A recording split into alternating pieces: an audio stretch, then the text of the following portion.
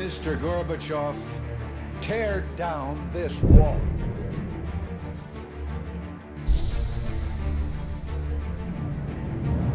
We are a nation in decline. Experts are preparing for what is known as Disease X, or the next pandemic. What we are seeing is a revolution against the system.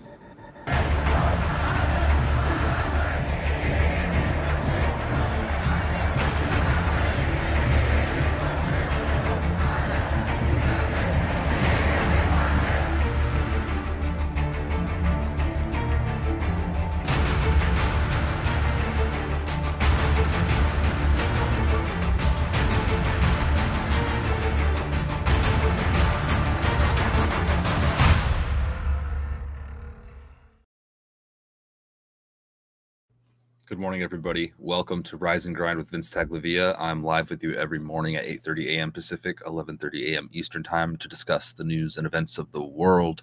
Today, we're just going to do a little recap of what we saw yesterday. Kind of a chill day. It's Friday. We're coming into the weekend here, and enjoy the show and welcome. We had our show yesterday. We did a late show of the Joe Biden speech, and that was something, huh? Man. Did you guys watch it? Let me know if you did, or if you didn't. You're not missing much if you didn't. It was pretty much everything that we expected. Okay, I'm just going to leave it at that. There was a lot of what we expected. I'll talk about it more here in a minute. But thank you all for joining this morning. Just so you know, a couple announcements here off the top.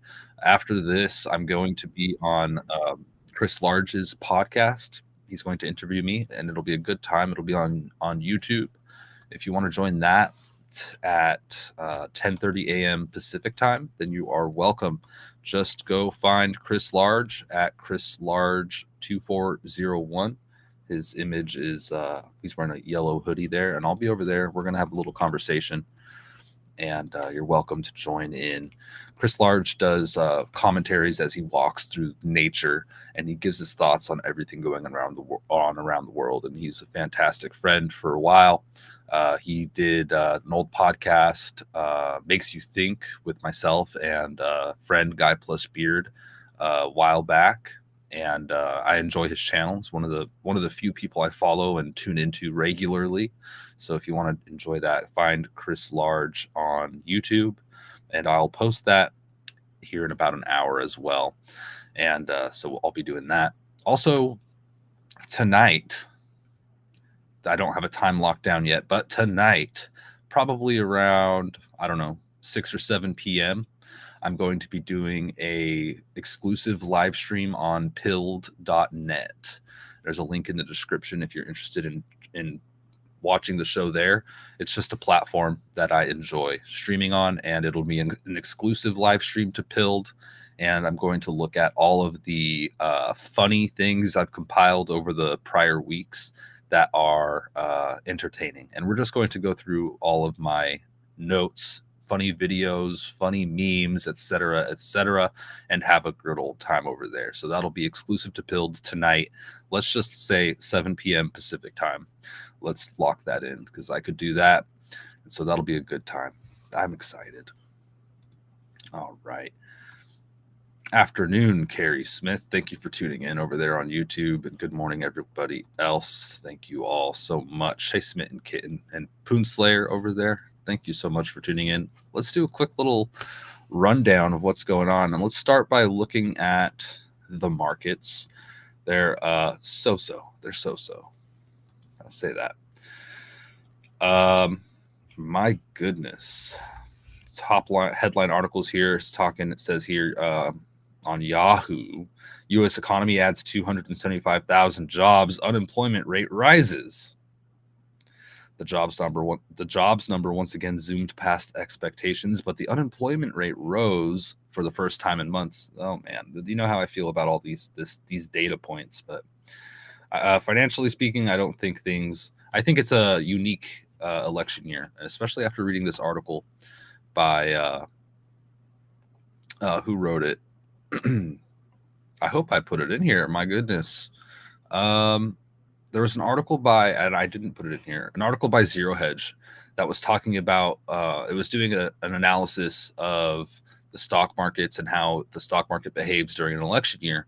And it was talking about how statistically during an election year, the stock market has done very, very well, like exceedingly well than any other normal year by like a 4%. So normally you'd have like maybe a 6 to 7% stock market gain over a normal year. During an election year, you could see a 10% plus increase. They did say, though, like that doesn't mean that you're going to have an increase like we saw in the year 2000, decrease, right, from the .com situation. And then we saw, or from the, from that financial crisis. And then in 2008, we also saw a decline during that election year. And that was the Great Recession, or whatever we call it. And that housing crisis, right? So it doesn't always happen. But other than that, since the 1940s, I think 1944 or something, election years have historically been a very good thing for the market. And then especially with the huge divide from the left and the right, you have a small percentage of people that are kind of overlapping in their political beliefs and whatnot. Majority of people are outliers on the far left or the far right. If you look at this on like mapped out on a graph or a chart, that contributes to a more volatile market. So you could see wilder, higher increases or higher decreases, etc. That's just one factor, by the way. There's so many factors in the market. I would want to say impossible to know what the heck's going on overall. There's so many contributing factors, but just an interesting little analysis by Zero Hedge. They're saying, just because that's the case doesn't mean we should necessarily take it as like a 100% guarantee, especially considering all of the factors. But it was just an interesting little tidbit from them. Hey, good morning, 1-1. How you doing? Thank you for tuning in. Gold is sitting right now at $2,181, and Bitcoin did something amazing. It passed, I thought it hit 70,000, and then what did it do? Crash? Yeah, so yesterday Bitcoin went up and reached 70,000 and then crashed back down. Right now it's at $66,952.02. Bitcoin, man. I'm not going to get into Bitcoin right now, but that's just so we know the price there. And I want to take a quick look at silver, $24.48. I saw that Brent U.S. crude oil futures fell by more than $1 a barrel today.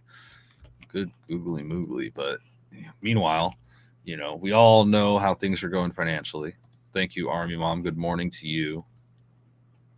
Thanks for the reminder to hit the like button and show support, share, follow, comment, all that. Thank you so much. Let's listen to what Yellen has to say on the matter. Why don't we? It's going to be just horrendous.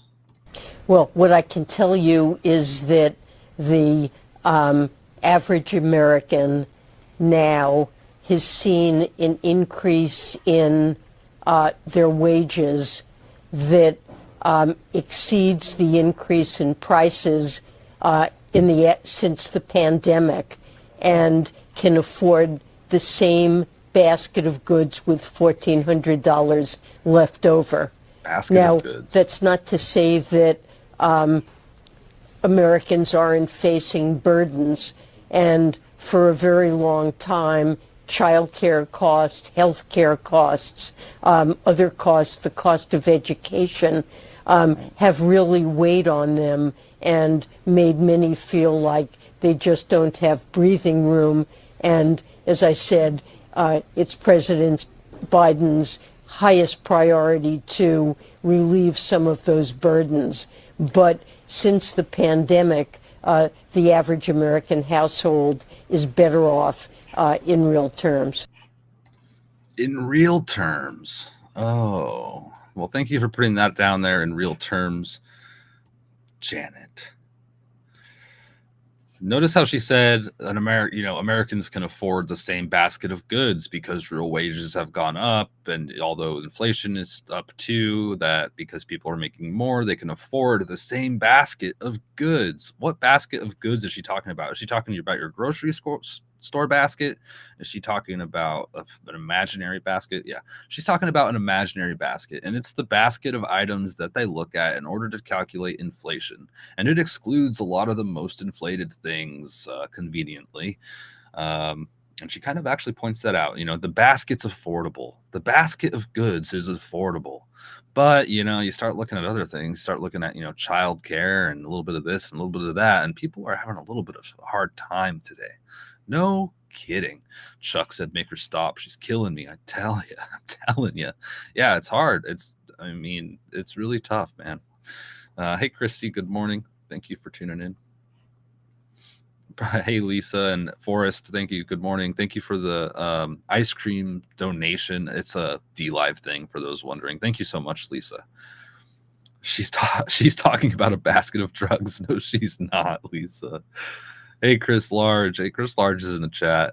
I made it. Good morning, Vincent. Good morning, everyone. Thank you so much, Chris. Chris and I are going to be hanging out here in a little bit, you guys. That's Chris in the YouTube chat. If you want to go give him a follow and catch this interview later on today, please do, and turn on your bell notifications for his channel. If you like this show, you'll definitely like his analysis. He goes into his own way of things and his own way of interpreting the world, and is quite intelligent when it comes to Bitcoin and these types of things. He's got some good research under his belt and a good stance on a lot of issues around the world. So definitely follow Chris Large. We're going to be over there soon in about 2 hours doing a little hangout session, a little conversation.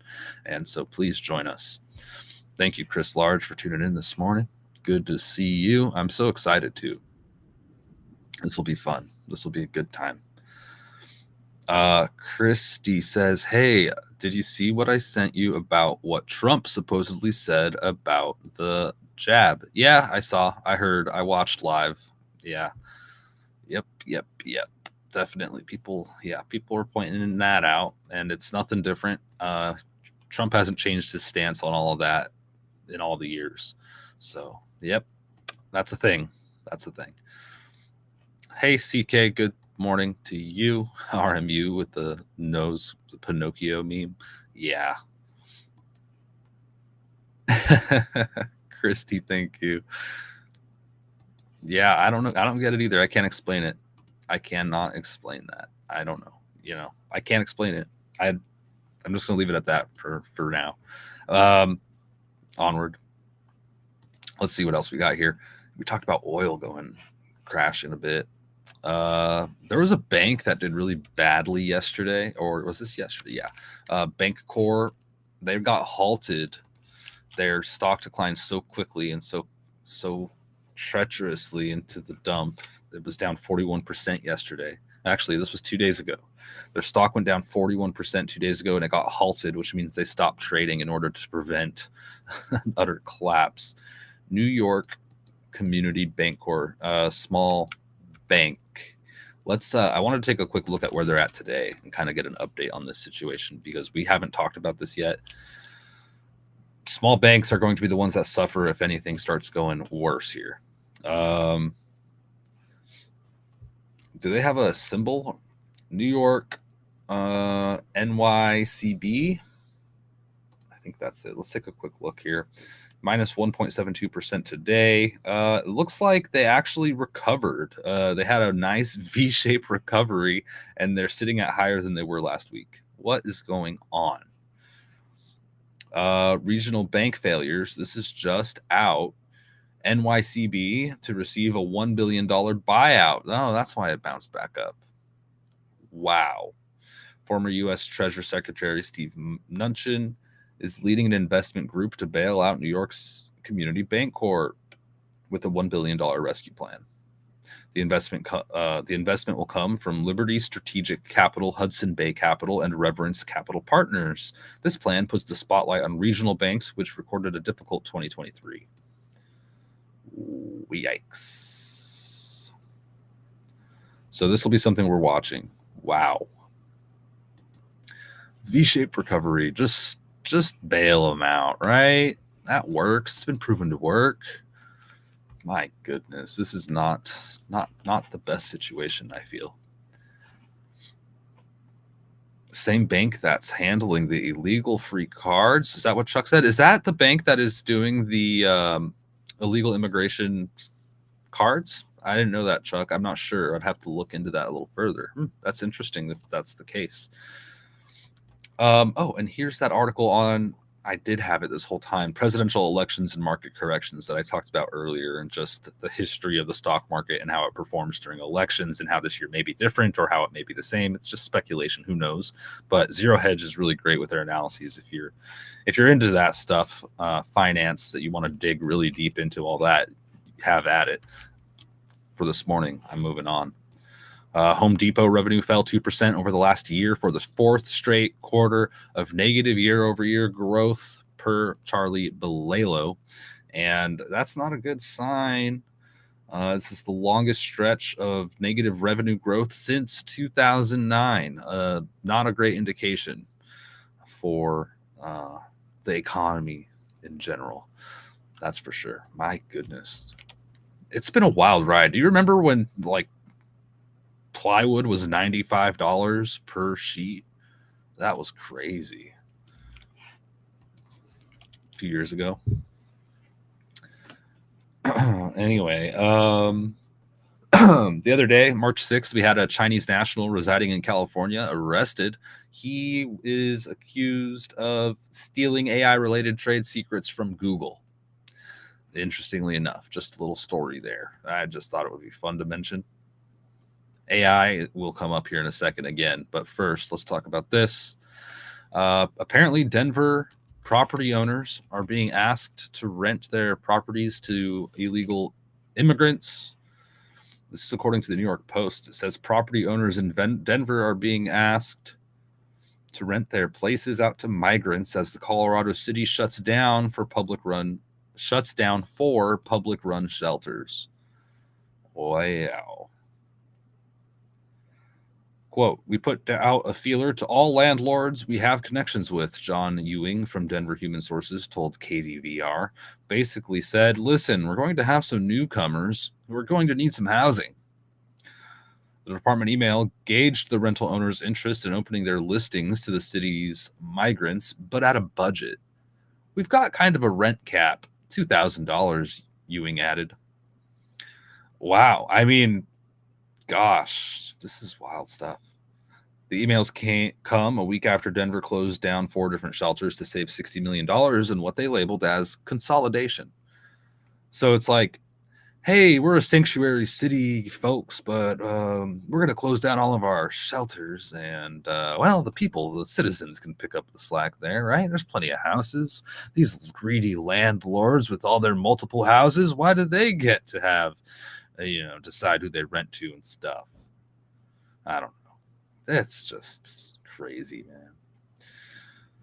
man. New York Post talks about that more on their website. Army Mom said, try to get them out of your property. They won't pay. Yeah, a lot of people are really concerned about the squatters issues that happen in a lot of states. Army Mom, it's a good point. I've had multiple people ask me to keep tabs on their property. They're like, hey, Vince, we're not in town, or we're moving. We're trying to sell our house. Can you just make sure that nobody comes in and lives in our house? And I'm like, I said yes, but here's the thing. What do you do if somebody begins to squat? I guess you try to get like law enforcement involved right away and get them trespassed. But it's a tough situation because a lot of times they won't. They're just like, yeah, you're gonna have to, you're on your own on this one. We don't deal with that. It's a really messed up situation, and people could go years fighting and trying to get people out of their property. I feel like if you catch it early, though, maybe you could run them off and be like, hey, get out of here, right? I don't know, but I don't want to be in that situation. So, like, could you imagine? Like, I'm driving by and oh shoot, there's like a bunch of people just in there. What would I do? What do you do? It's a very unfortunate situation that happens. Squatting, it really is a problem. That's one interesting comment there, Christy. Oh, you guys. Let me check here over on DLive real quick, just in case. You have a house sitter. You call the owners. You have a house sitter. Okay, there you go. Yeah, well, if the house is for sale and it's empty, you're not going to want to sit in that house. Unless, I guess, you just maybe leave some furniture for your sitting journey. But yeah, it's a concern of a lot of people. I'm not even in an area with a lot of crime or illegal immigrants, but it's still a concern of a lot of people. Would you please share the link for that, Vince? Sure, Gio. Good morning to you. Thank you for tuning in. Good to see you. The Denver property owner thing? Don't mind if I do. If that's the one. If that's not the one, let me know. But just a quick reminder for anybody tuning in late, we're just going through the news, doing a quick recap. We're about to finish up the finance segment, but I wanted to remind you, Chris Large is in the chat on YouTube. If you want to go follow him, I'm going to be on his channel later this morning. We're going to have a little conversation. He's a good friend of mine, so please tune into that. It's going to be a good time. I'm very excited. Maybe we'll have him over here as well when we can coordinate that and have a little conversation here as well. So go support Chris, follow his channel, check it out. He does great walks, great analyses of what's going on around the world, and is a good guy. So check it out. And then again, a reminder, pilled.net, exclusive tonight at 7 p.m. Pacific time. We're going over the funny stuff in my arsenal that I've curated over the past month or two. Of all the funny things, all the memes, all the silly songs and silly thises and silly that's. It's going to be a good time. Also, if you guys have funny things, if you're like me and you want to have a good laugh and the seriousness of all this gets to you and you just sometimes just like to have a good laugh, tag me in that stuff on x.com and maybe it'll make it into my shows. Who knows? It's fun though. It's just fun anyway. If you're a meme person, tag me. I'm on x.com. I'm on YouTube. I'm on Pilled, DLive, Rumble, and you can also email me. The email's available on YouTube if you search through. It's in there. Anyway, it's going to be a good time. So if you're on pilled.net, join me tonight at 7. And if you're on YouTube, join me this morning at 10:30 a.m. Pacific time with Chris. All right. Last story. A tour inside a motorhome, and this kind of got under my skin a little bit. This stuff does, when I start talking about tiny homes, living in motorhomes, this and that, it gets to me because people can't even afford houses, right? They can't afford a plot of land and a house. A lot of people, it's a real struggle. Or if they can, it's like they buy a fixer upper, right? And then they're what do they call it? They're always working on their house, right? And in order to afford it, that's just what they have to do. But let's take a tour of this motorhome.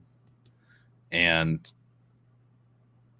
people were talking about how nice it would be. And, wouldn't you rather live in this than just, a house? And I'm like, no. But it is a nice motorhome. Time for the big reveal. Welcome to our new home. We traded in our Super C for this American Coach Class A motorhome. Come take a tour of our new house on wheels. We love the cockpit of this RV and all the updated tech. It's super smooth and very quiet to drive. One of the main reasons we made the switch is for more space. This RV has 2 couches, one that converts into a queen-size bed, and over here we have a large power recliner sofa which has a button to lift the TV. Moving into the dining and kitchen area, there's a booth that we'll be using as our office space for now with tons of storage. The kitchen was one of my favorite parts. It has a 2-burner induction cooktop, and one of the best features is this dishwasher, which we're super excited to have. It has a huge stainless farmhouse-style sink with tons of storage under it, and there's even a peninsula that pulls out with more countertop space. There's a residential-size refrigerator, and we loved that all the appliances were black stainless steel. We have a pantry with drawers that pull out for easy access, and it also has a stackable washer and dryer. This is the main hub for the RV where we can control everything, and we even have heated floors that we can turn on from here. Then there's a half bathroom with nice fixtures. Moving into the main bedroom, which feels huge to us, there's a ton of storage space for clothes, and behind the TV we have even more hidden storage. We also have a large king-size bed, which is super comfy. Then in the bathroom, there's a closet space for hanging clothes and plenty of storage around the vanity for bathroom items. And another one of our favorite parts is the large shower. This thing is super nice. I really, really like this part of it. So it's really nice, yeah. And of course, there's even more storage. We love our new home. What do you think? Follow for part 2 to see a tour of the exterior. Christy says, these tiny home nation shows and stuff are, in my opinion, just getting the idea of tiny living. i.e., 15-minute city ideas. The 15-minute city idea comfortable in people's minds. Maybe, man. Yeah, I could see that as being the case. 15-minute cities, tiny houses. I looked this up. This American Coach Class A motorhome. I can't find the exact one, but something similar is going to run you probably over $300,000. And yeah, for that, I mean, you could certainly buy a piece of land and build a house for that. Unless, maybe not. If you're having, it'd be close to building a decent size. It would be close. You can almost buy a piece of land and build a house for that. It'll probably be a little more, but you could probably build a small house for that. That's crazy. I don't know. It just gets to me. Same thing with the small homes, the tiny homes situation. I'm not into it. You will own nothing and you will be happy, right? It is. Christy says it's brainwashing is to believe what we want. They want us is to believe we want this kind of life. Yeah. And it's kind of cool, I wouldn't mind having this. I'm not going to lie. It's really nice. You could travel around the country in it. It'd be like, I don't know, I would definitely be, driving across the country and exploring all these different states. But it's not realistic. Most people, it's not going to happen. If most people can't even get a house or whatever, they're not going to get this thing. That's for sure.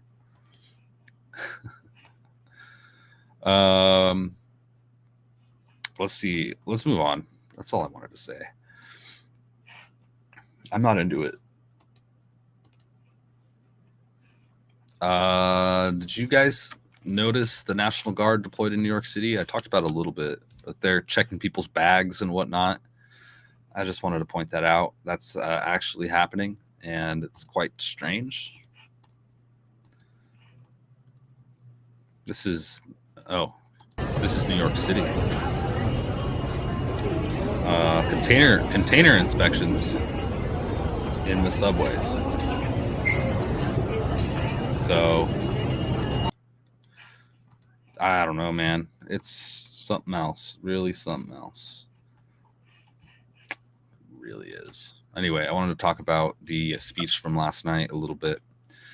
We had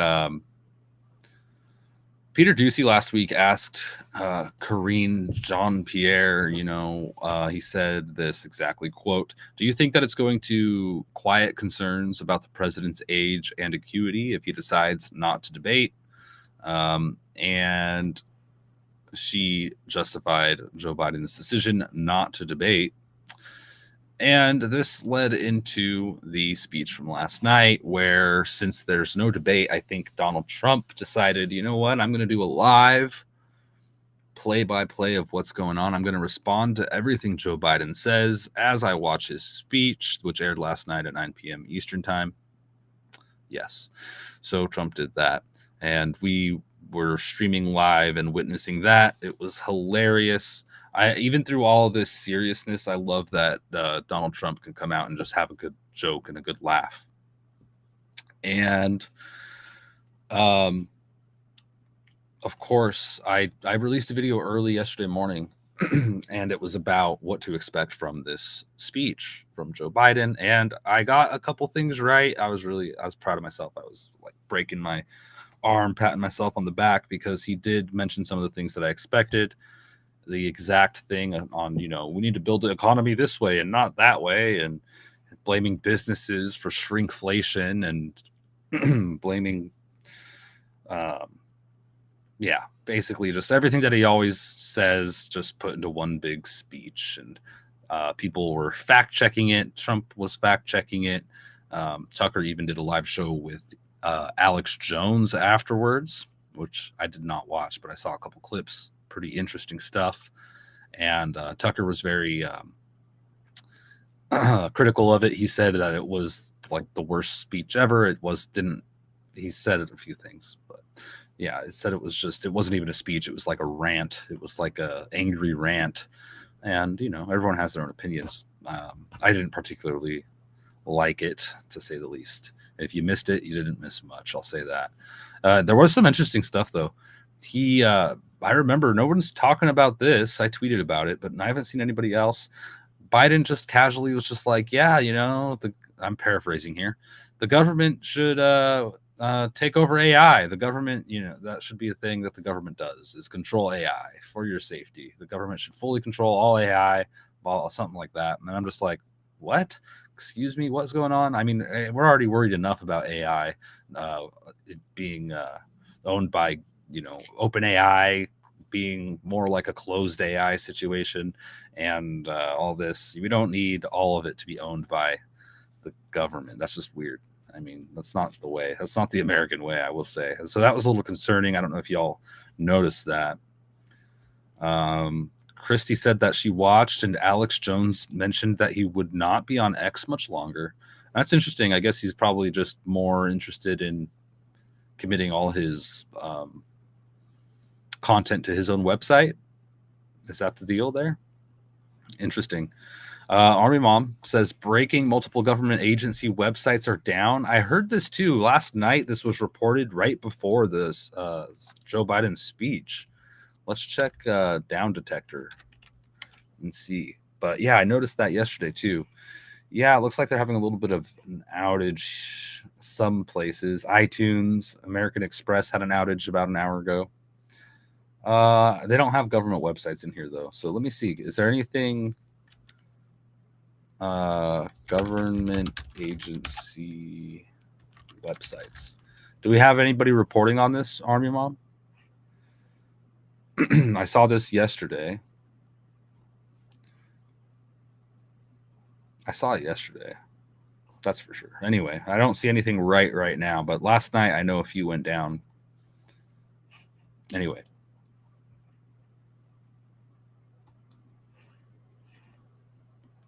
Oh, wow. Christy says that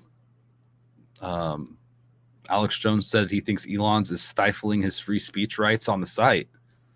Yeah, and a lot of people have that same analysis on X. And that is because they are being censored. Well, in a way, they're being censored. They're being demonetized for reasons they don't know, or for covering certain stories. That's happening on X, and it's because of an advertising thing. So I get why it's happening. It's because if Elon doesn't do some type of censorship, then he won't have any companies to sell ads to, because they don't want to advertise next to certain information. And that's the situation. So we see large swaths of people getting demonetized on X. And these are accounts that have been monetized for years. It's even, news companies and whatnot. So that's probably what he's talking about. Thank you, Chris. Yeah, this is Chris, y'all. If you want to find us here in a bit. But we're going to just talk a little bit more, and then we'll have a little remission, and then I'll meet y'all over there on Chris's channel in about an hour and a half. But let's see here. Onward, Biden. Yeah, Biden on shrinkflation, of course. You had, I really don't want to go over all of it, but one of the most notable things that happened was, and I do want to mention this, was Marjorie Taylor Greene. She was wearing her MAGA hat and all of that. It was so fun. It was so hilarious. And they tried to get her to take it off, by the way, and she refused. And so she got away with it. But she approached, I guess so. So her and Joe Biden had a conversation right before the speech where she told him, say her name, talking about Laken Riley. And we'll talk about her more in a moment. And Joe Biden said, this is what he said. I know how to say the name. Laken Riley. Say your name, Mr. President. Laken Riley, say her name. And he says, I know how to say her name. And Marjorie Taylor Greene handed him a pin said, say her name. And I don't know if this was planned, but he said her name during the speech. Wrong, incorrectly, but he said her name, tried to. He said Lincoln Riley.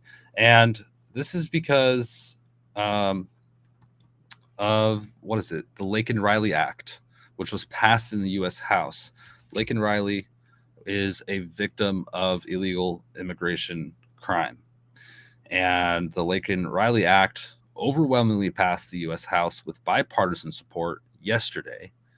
And what it does is, according to this here, we have Mike Collins outlined it on his website, Georgia's 10th District, Mike Collins. And he says this is what it does.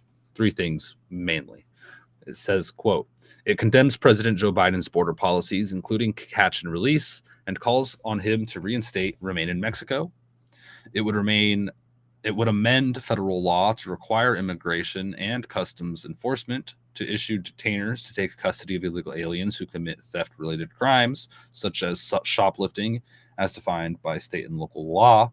It allows state attorney generals to sue the Secretary of Homeland Security for injunctive relief if immigration actions, such as parole, violation of detention requirements, or other policy failures harm the state or its citizens. Basically, if you're an illegal immigrant and you're committing crimes, it's not going to fly, basically, is what this is.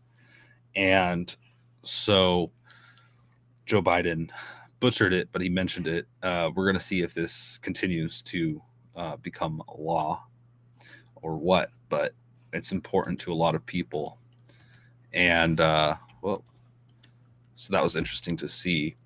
After the speech, Nancy Pelosi went on the news. Where was she? Let me see. I think I have a clip here. Nancy Pelosi went somewhere, and I don't see it here, but Nancy Pelosi was on air somewhere. I don't know if it was CNN or one of these news places, but she said that, Joe Biden really shouldn't have said illegal. He should have said, he should have been more sensitive with his language on what he said in that matter. I was just like, what? And she's like, but it's not a big deal. It's not a big deal. I just thought it was just really, I don't know, man. Like, this stuff just boggles my mind. Anyway, another big thing from last night, we were listening and I heard somebody begin shouting in the middle of the speech, and I'm like, oh man, is that a protester? What's going on? And yeah, it was a Gold Star father protesting. And while Biden was talking about low crime rates in America, he went and shouted during the speech and was arrested. He was subsequently arrested. It says here, CNN reported on it. They said Gold Star father arrested during State of the Union. Steve Nicoy, I'm sorry if I'm mispronouncing that name, the father of a U.S. Marine killed during the 2021 U.S. evacuation from Afghanistan, was arrested and charged with a misdemeanor during President Joe Biden's State of the Union address Thursday night for interrupting the speech, according to a statement by the Capitol Police obtained by the New York Times. Hey, Cordova, how you doing? Thank you for tuning in. So that was a horrible situation we saw unfold there. I don't have a link, Gio. Oh, yeah, you could follow Chris Large there. Sorry. Okay.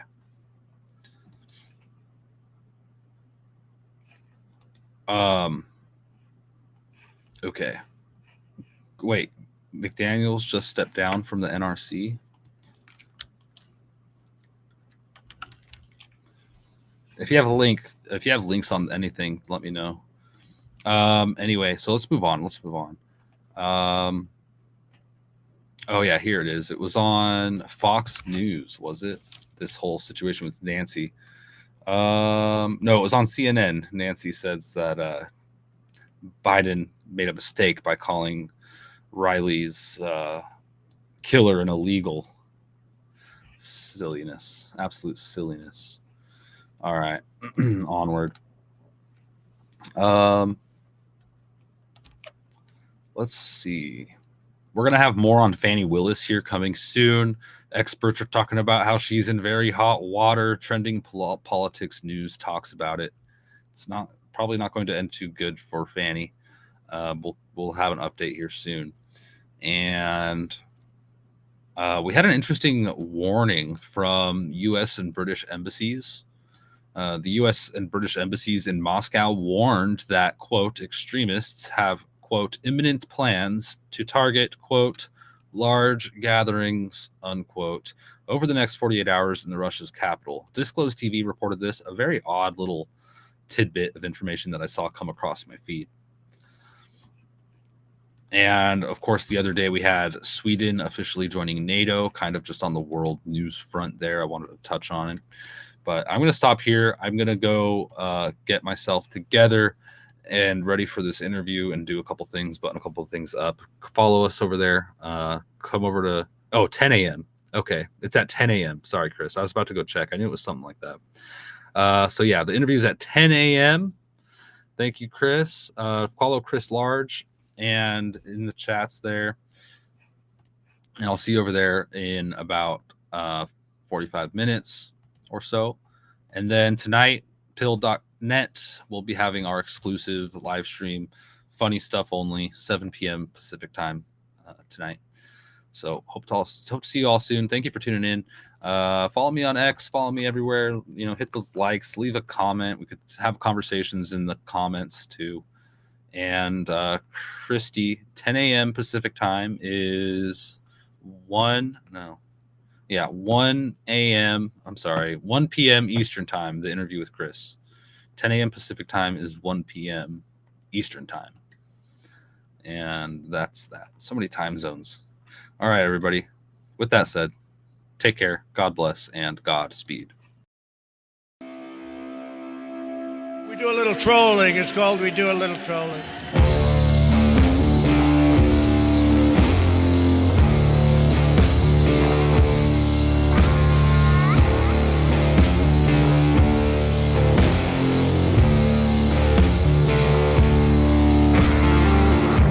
'24 may be the year of a black swan event.